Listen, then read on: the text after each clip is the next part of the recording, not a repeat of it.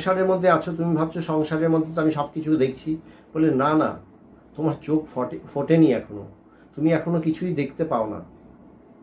বাস্তবিক যখন তুমি গুরুর কাছে যাবে তখন তিনি তোমার দৃষ্টিটাকে খুলে দেন। আস্তে আস্তে এই জ্ঞানের মাধ্যমে আমাদের দৃষ্টিটা খুলতে শুরু করে, তখন আমরা বুঝতে পারি যে তাই তো, এইভাবে তো আগে কখনো দেখিনি বা এইভাবে তো আগে কখনো ভাবিনি। তাই প্রত্যেকটা জিনিসকে পাল্টাতে হয়। তো সেই যে পাল্টে যায়, বললে পাল্টায় কি করে? বলে সবসময় তো আমি গুরু সান্নিধ্য করতে পারি না, বলে গুরু সান্নিধ্য সর্বোত্তম, কিন্তু সবার ভাগ্যে সেই জিনিসটা সেইভাবে সম্ভব হয়ে ওঠে না।